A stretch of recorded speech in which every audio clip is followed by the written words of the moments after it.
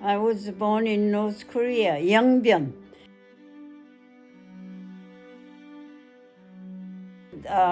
My mothers were very, very wealthy because they owned so many lands, property. So very quiet, nice place to live. I didn't know my Korean name, until late. We could only speak Korean in the house. When you go out of your house, at that time you have to speak Japanese. In those days, when I was growing up, it was a Japanese occupation. You have to be careful your language wherever you go. And so we were so afraid to even speak freely or act freely. As soon as Korea was liberated, 1945, the North Korea became immediately a communist country. So they were taking all these people who live well or educated people into jail. And if you don't agree or if you don't do any propaganda for the communists, you're taken to jail right away. And my father was, of course, taken to jail, but my grandmother bribed with the money the gay people, and then he escaped immediately and came to South Korea. After he came out from jail, he was hiding. At the time I didn't even know where my father was. At that time, so many people were escaping from North Korea to South. So there were troops all over. North Korean communist soldiers were everywhere. We had to get on the train from Yangbyon, where we used to live, Yangbyon, to get into 38 parallel to South Korea only at night. During the day, we had to hide, and my mother and myself and my sister, we were all split. If they find out that anyone is trying to go to South Korea, we would have been taken to jail. But I had a guide that paid by my father, and he looked after me. I just followed him. And then finally we reached the 38 parallel, which is just across the river. It's a South Korea.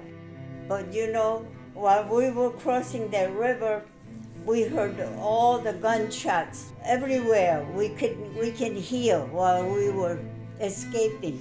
They were just shooting anybody if they see crossing, North Korea. I remember I was just shaken. Every night I was so shaking. Once we crossed the river, the guy, they knew where to meet. So I finally met my mother and my sister. So we were just, settled. And then 1950, 2 years later, the Korean War.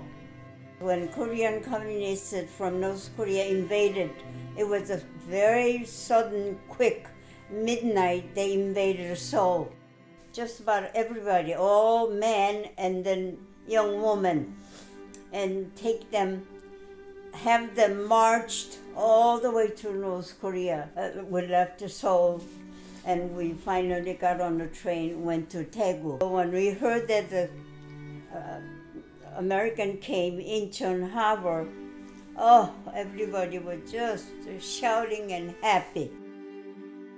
But when we came back to our house, everything was taken. The house was just terrible condition. Yeah. Communists came over, just destroyed everything.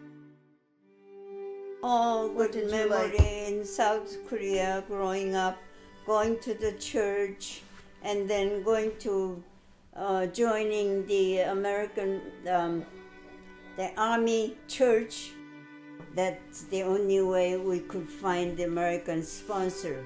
My mother encouraged me to go to America, for study, because that was her dream, to come to, America.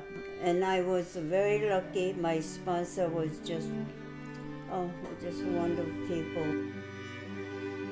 My sponsor took me to the church. So church people asked me to talk about Korea and how I happened to come and how and so on. So I gave a lot of speech. I have never had a Korean people. I was the first one in Billings, Montana. How did I meet my husband? My husband to be? Okay. This sister is a far relative. She finished the medical school, so in the spring vacation, she invited me to come. When we went that night, she says, I invited a Korean 2 boys. She called them Tai Kim, okay?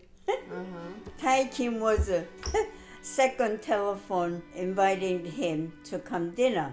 That's how I met him. Then after dinner, he escorted me and my sister back to residence at the hospital. Next day, he came to the bus station, see me going back to Ohio, okay? So what is the best thing about coming to America? Freedom. Everything is just so free and very comfortable. Well, I think having my sponsor like my parents to me, I just fell in love with America, Oh, the minute I came from next day, I knew how warm the family was. Yeah, I had wonderful people. I was very lucky.